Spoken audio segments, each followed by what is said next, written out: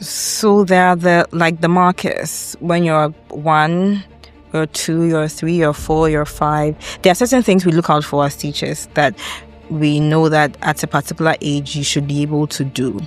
So if you are not able to do them, then it becomes like a cause for concern. So now we are observing and investigating whether it's because there is a special need or it's just because you're having a personal problem that has to be like solved. So once you identify that, at this stage, at 5, you should be able to hold a pencil to write, but you can't hold a pencil to write, then there's a problem. We look at the markers. We check if you're meeting like those markers, and if not, then we begin to pay closer attention. Welcome to another episode of the Zero to Woman podcast. My name is Jifa Bensa Okpata, and I'm thrilled to have you here today.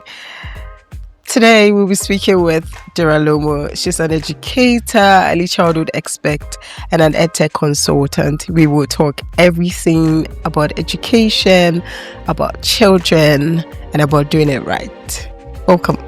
Thank you. You look very nice. You too. How you doing? Fantastic.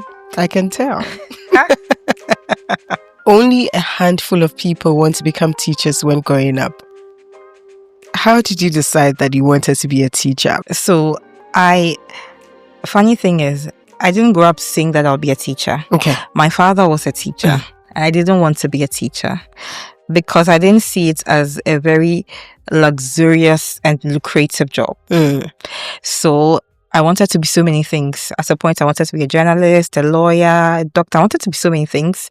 And when I finished secondary school, my results were out. I did business in school, so I wanted to continue doing something business, but I wasn't so good with numbers. And so my parents were like, okay, they're going to speak to people to see where my results can like take me. And all the things they were saying were pointing towards education.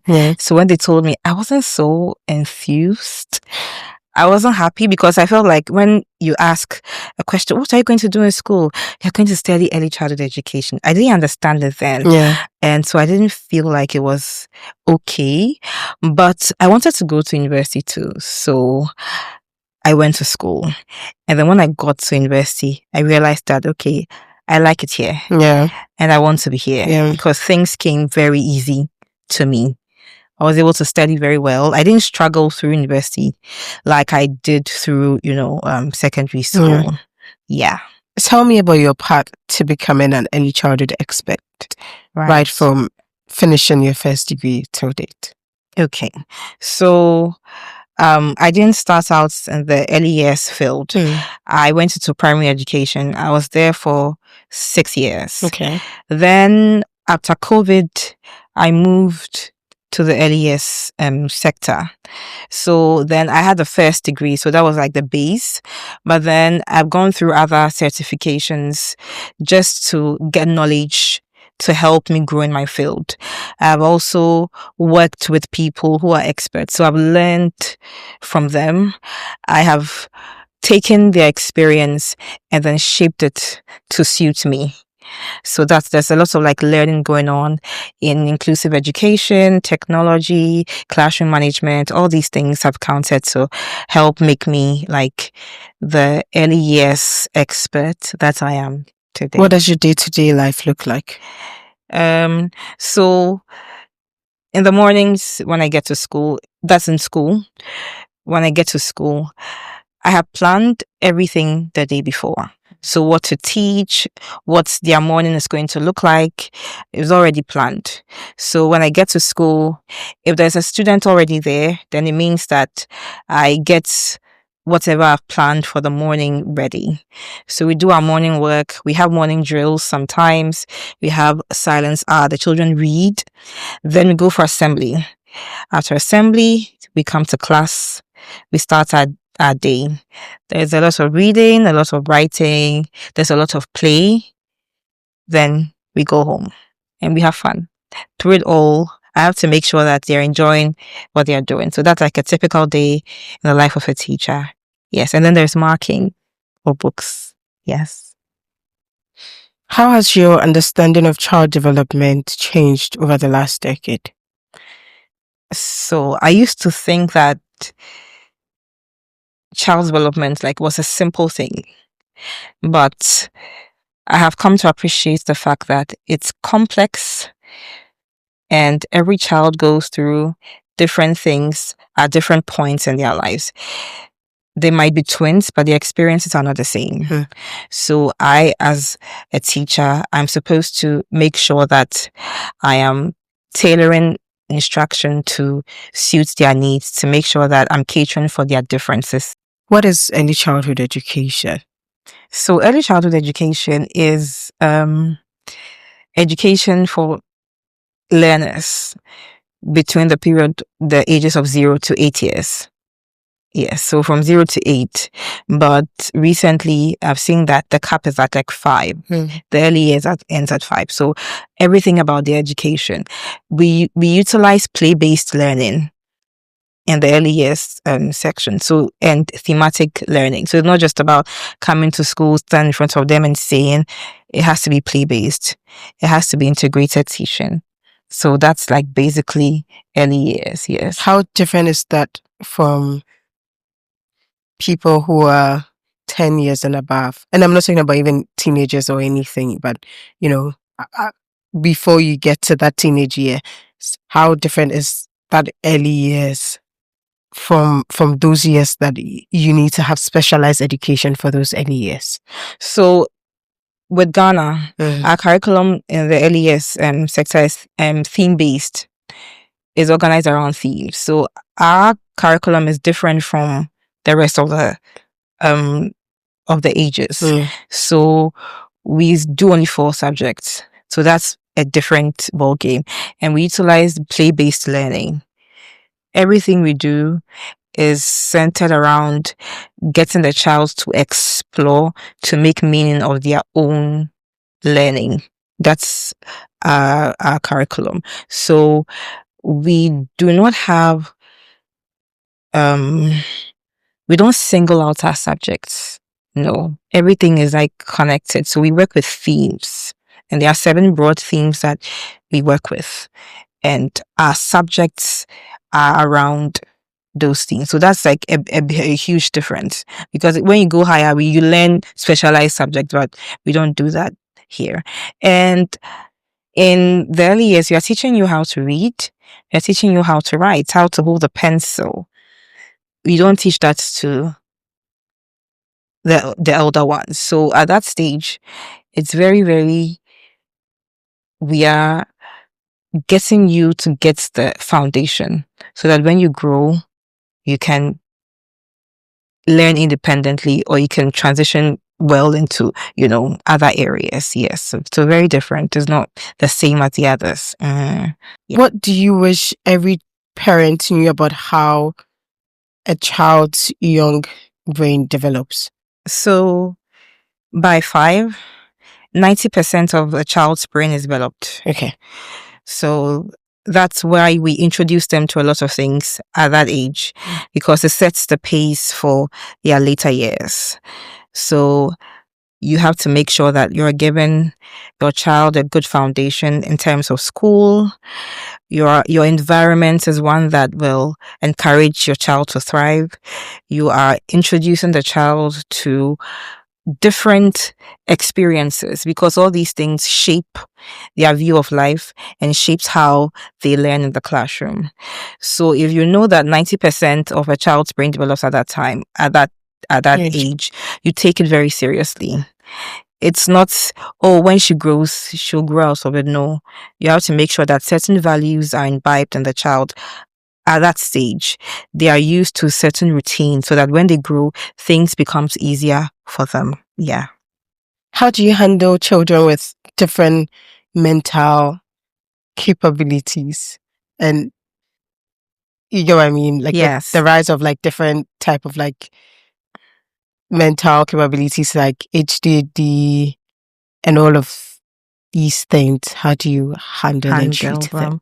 So first of all, you have to be aware or what each problem, I won't call it a problem, but what each difference looks like. Yeah. Once you are aware, you have to read on it. And if it's something that you can handle in the classroom, then in your instruction, in your teaching, you make sure that you're catering for that child. Yeah. But if it's something that requires expert help, you have to get authorities involved. For my line of work, I've usually interacted with children who haven't been really diagnosed. So then conversations are hard because the parents find it hard to accept the fact that my child is going through something. Some parents have accepted, others too, they are finding it hard because even though there's a lot of conversation around it, in Ghana, we've still not settled into the idea that our kids go through a lot of things. Yes. So helping a child like that, if I can do it academically, I do that. If I have to get the authorities involved, I make my reports and then get them involved so that they can go for their testing and do whatnot to make their life in school very easy. Yeah. Is testing readily available? Oh, yes. Okay. Yes. Previously, there wasn't enough information and then enough doctors. But now, even JS has points where if you have a special needs child, you can take the child for assessment so that there is something written with that report that the teacher can run with it. So there's help now. It's not a lot, but it's better than before. Yeah. It's better than before, yes. Yeah. Mm-hmm. In the classroom, how do you balance academic readiness and social development so that we have well-rounded children in the world? So one of the things that you have to do is make sure that your classroom is a conducive space for every child to thrive. Then include social and emotional learning in the things you're teaching. So every moment in my class is a teachable moment. So we are teaching a lesson. Someone is saying, Miss Lomo, you didn't call me. But then it's a moment to teach the child that everybody deserves a turn. Yeah. So I didn't call you in this lesson, but I'll call you at another time, or give an opportunity for someone else to talk. Or we're having group lessons and then someone decides that they want to personalize the whole discussion. You have to teach the person that if you are the leader of the group, you give opportunities for others to do stuff. Yeah. You delegate. Yeah. Yes. So including that in my teaching. And then communication to parents, to the children themselves, making sure that whatever you're saying is very clear, they understand, and they can follow through with instructions. Yes. How can parents support what happens in the classroom without overstepping?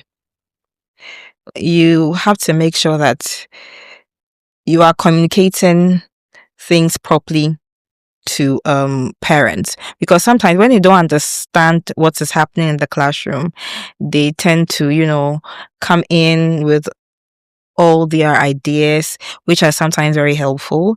So you have to communicate the roles. So my parents know that at this time, when it's 7:45, they are not allowed to enter the class. It's a school rule. They are not allowed to enter the classroom because lesson has started. You make sure that you respect that. And if you don't respect that, I have to politely tell you that it's 7:45. So you see me after school. Communication, very key. And healthy boundaries.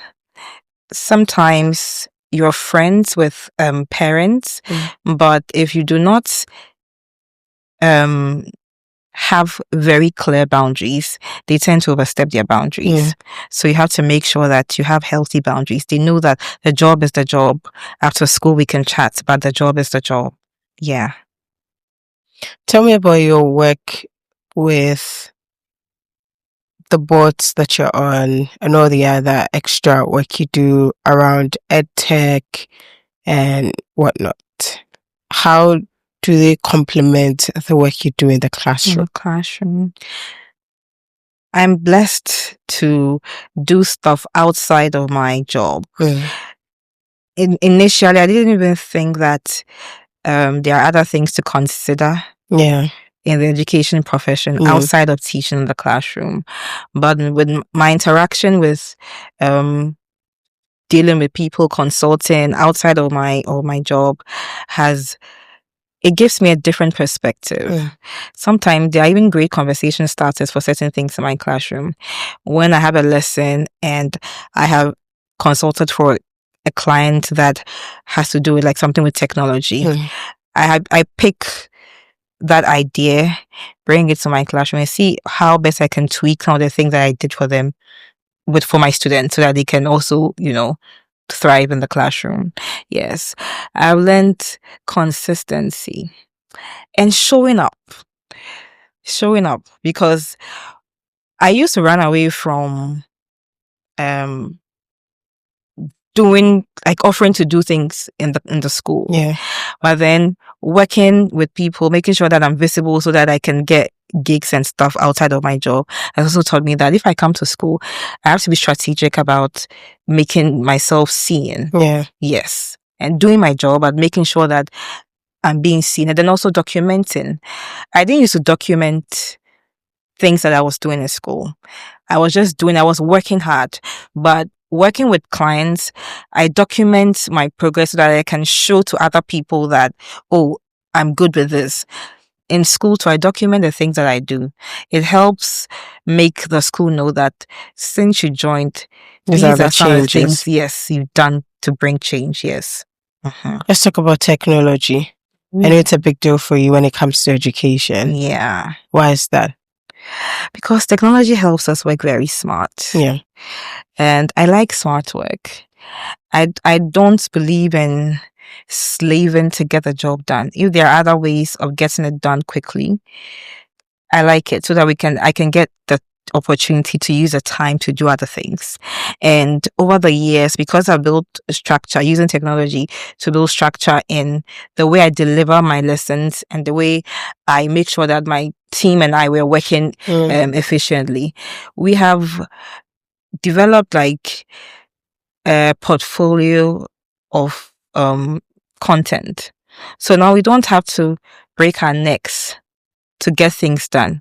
We have the template already. We just have to go into our bank, dig in, and then get the job done. And it makes our work very fast. So as for technology, I'm a big fan of edtech. If it makes my work easy, I'm up for it.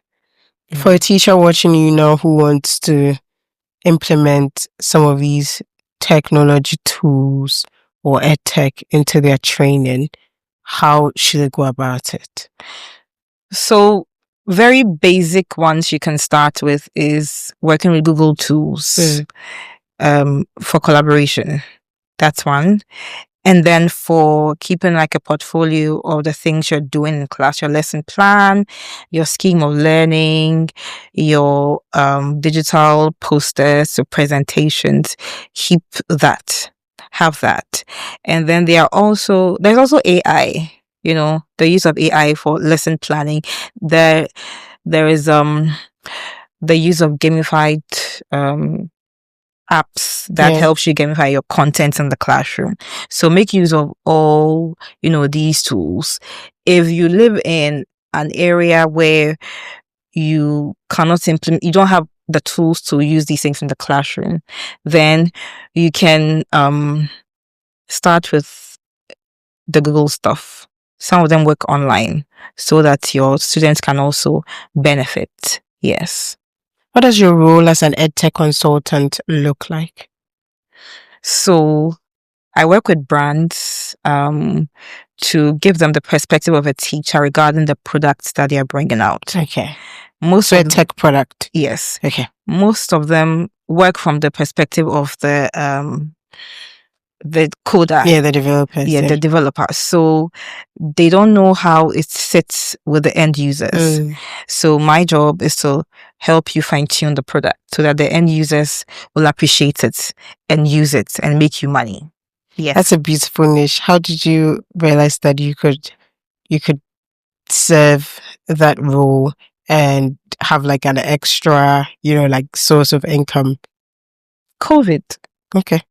So, when COVID started, we had to come home and work from home. Yeah. So I was following blogs and creators who were also teachers who were using certain tools, but we hadn't caught on like that side in Ghana. Yeah. So when COVID happened, now you're working online, you have to make your lessons very interesting. So I started using some of these tools and I realized that, then I can tell people about it. So I started a YouTube channel. I started telling people about it, and a brand saw it and they liked the direction of my content. And so they were working on a product for teachers and they were like, okay, we would like you to create content around this product. So I created the content for them. They liked it. My video is still being used to promote that product. And then they came back again. This time they were developing a new product and they were like, we want your expertise on that. But they went a step further. They didn't just want me to create content. They wanted me to consult and give my input. Yeah. And so, yes, that's how it started. And I've been doing that now and I like it. I'm happy for you. I know you like it because it's like it emerges your love for education and tech. Yes, I don't have to do too much. How do you stay current with the best practices and the trends of your industry? So I'm always reading. I'm always researching. And because I've curated my feed to, get information from teachers who are also creators outside of Ghana, I get to see a lot of current practices and I get to use them in my classroom. I'm on social media a lot, but when I'm on social media, I'm not just scrolling, I'm paying attention to every detail. This person is also doing this, how can I bring it? So reading, doing a lot of reading, yes, and going on TikTok, Facebook, and Instagram, yes. For women considering a career in education, what would you want them to know? I want them to know that it's a lot of hard work. So first of all, if you know you're not cut out for it, don't start. Okay, if you know that that's not where you want to be, don't start. But if you realize that, okay, I like it here, I want to be a teacher, first of all, know that it's a lot of hard work. And I would like you to think through, how do I want my classroom to look like? When my students leave my class, what should they take away? How should they feel? You have to be intentional about curating that. How you want your students to feel. What you want to do to make them feel safe in your classroom. You have to think through all of these things and document them. Write them down. So for me, I know that my classroom, I want my students to have fun. I want them to feel the best. So I've written down the things I do towards that. I teach them affirmations. We have dance breaks. We have one-on-one sessions where we talk about our feelings. I've written all of those down. Because I have that template, I'm intentional about doing it. So you have to be intentional about these things. How you want your class to look like, how you want your students to feel, and how you want the parents to also feel when they have their child in your class, because they are the ones who will sell you to others. They are the ones who go out there and say that, my child was in this person's class and it was like this, was like that. So have all of that written down and work towards it. What does career progression as an educator look like? I feel like it's one of the areas where there's no clear, progression or advancement. So teaching is one area where you can, if you're not careful, you can stay in one class for a very long time. Yes, because you'll be promoted, but your promotion isn't necessarily moving you out of the class to another class. Yes. So if you want, then you can learn. Probably you don't want to stay in the early years. You can learn primary education so you can move, if that's what it means for you. But I would say that personally, take your professional development serious. You have to make sure that you are learning. If it's your master's that you want to do it, so that even if you're teaching the kindergarten department, you have content, you have substance, you can speak on stuff. Yes. So it's not about, it's not like the corporate world where you start and you become a manager. No, it doesn't work like that. So you can just stay where you are. You can stay where you are for a very long time, but then you have to be intentional about either moving out, that's if you want more for yourself, or you are in that space, but then you are developing yourself like academically.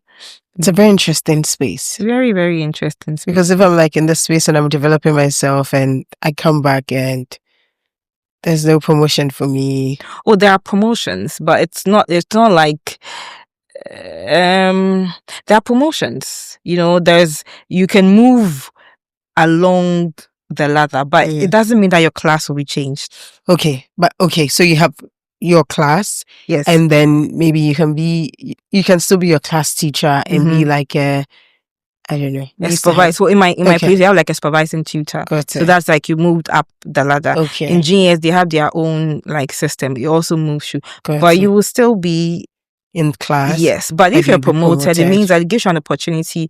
If like probably there's a leadership role, because of that promotion, you can go for that leadership role. Got it. Yes. Got it. That's fine. I think that it makes sense because I was just wondering. I'm like, okay, I would want to teach, because you are a teacher. That's like the core of what you like to do.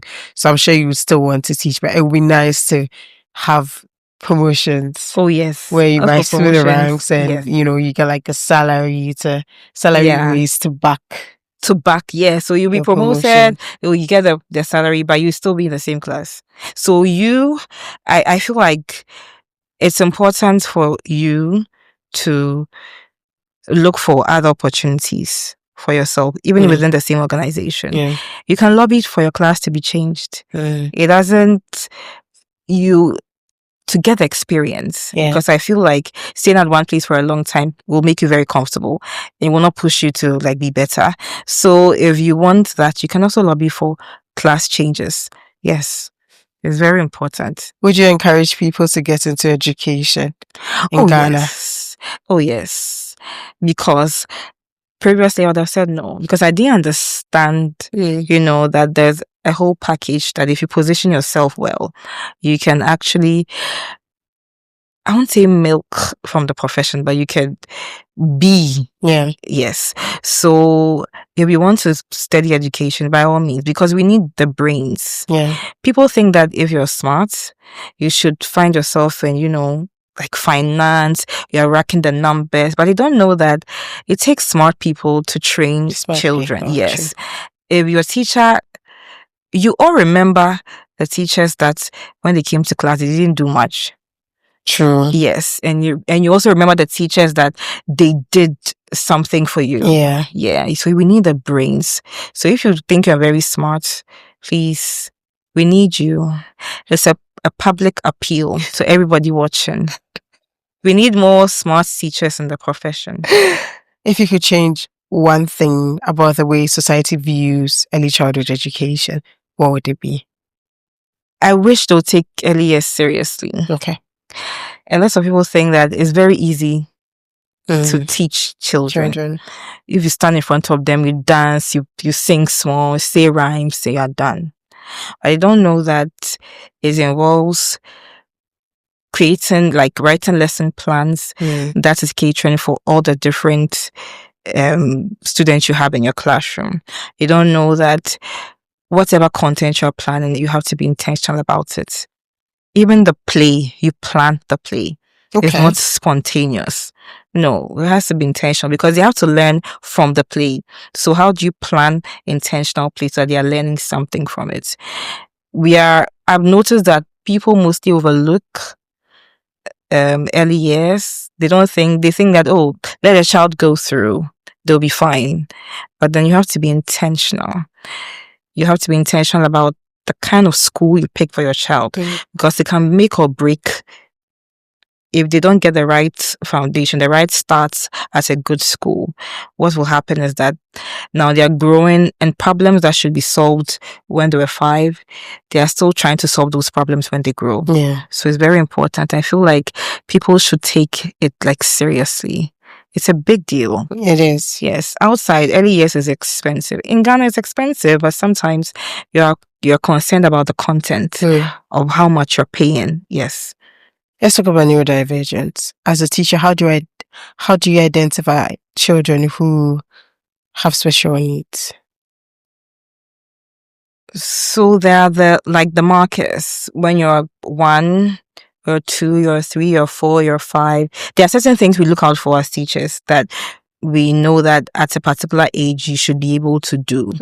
So if you are not able to do them, then it becomes like a cause for concern. So now we are observing and investigating whether it's because there is a special need, or it's just because you're having the personal problem that has to be like solved. So once you identify that, at this stage, at 5, you should be able to hold a pencil to write, but you can't hold a pencil to write, then there's a problem. So we look at the markers and we check if you're meeting like those markers, and if not, then we begin to pay closer attention so that we give you the help you need. Yeah. What does inclusive education look like for young children?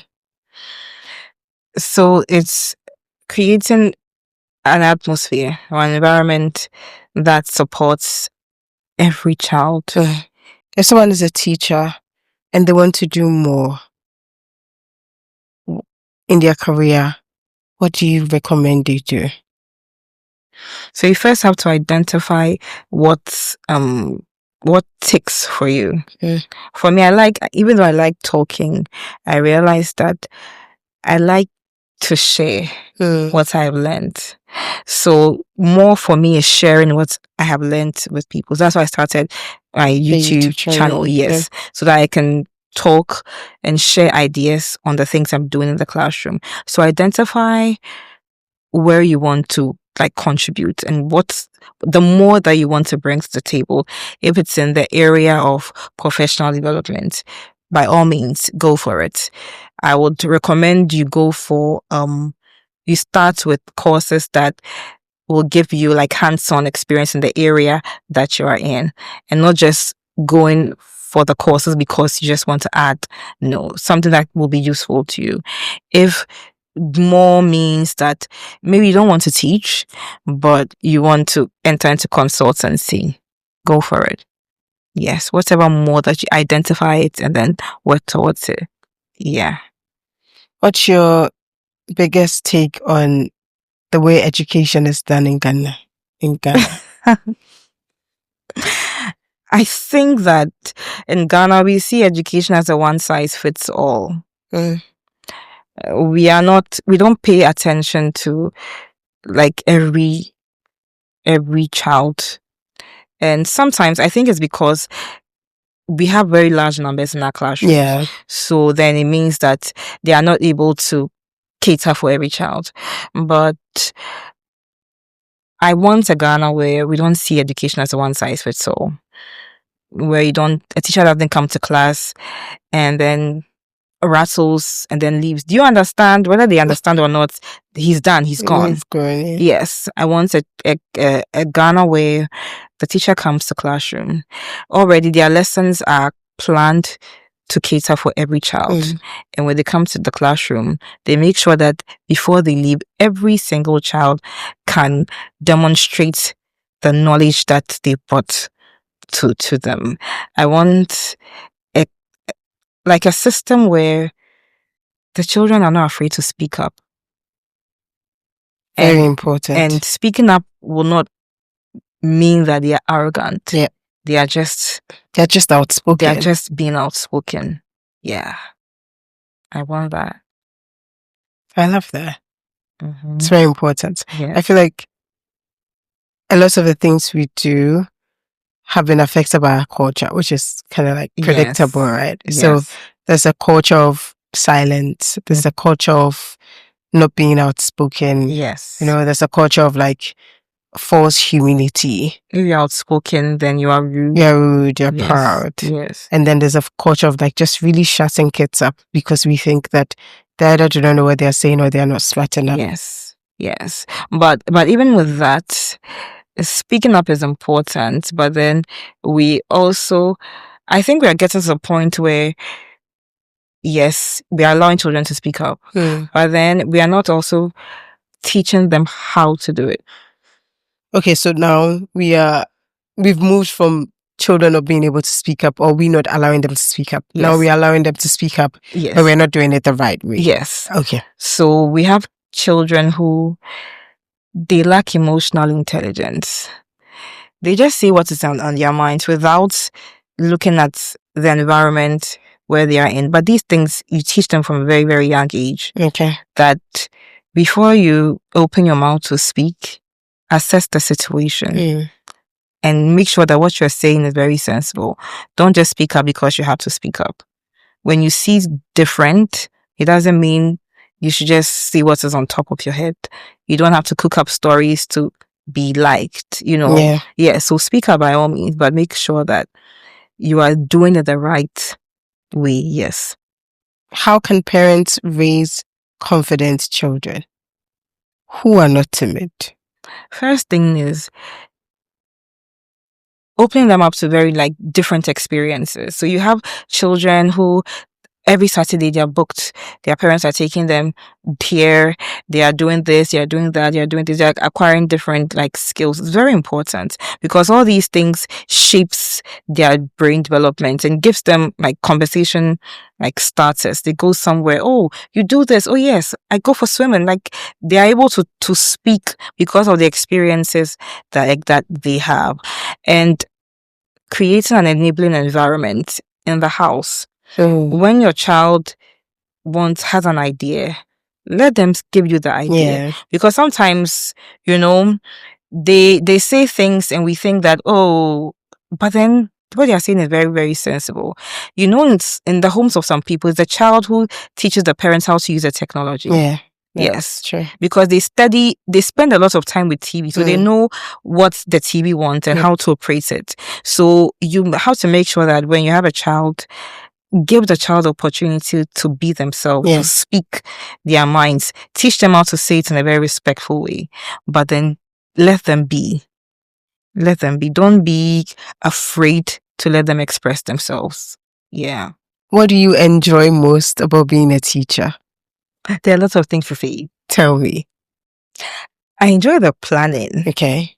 I enjoy planning my lessons because I have the liberty to do things the way I want. I'm following structure, but I can express myself. So I like the planning. I like the teaching. Okay. Because when you're in the classroom, you're working with the children. I also get to have fun. Because I get to dance whilst I'm teaching. I get to get my children to be creative. I like craft, so I get to give them that opportunity too. So I like the planning. I like the teaching. I like the interaction with the students. They tell me stuff. They write notes to me. They're the cutest. It's very cute notes. Yes. And I like the fact that when they go out, they take my name along with them. I like it. They tell people about me. I love it. I mean, you're a good teacher. How many times have you been awarded? Oh, a lot of times. Yeah, it's just what it is. A lot of times, yeah. You're great at what you do and you've had all the recognition. Thank you so much for coming and I really enjoyed our conversation. I enjoyed it. Thank you for watching. Please make sure to subscribe, like and follow, and see you all next week. Bye-bye. Bye.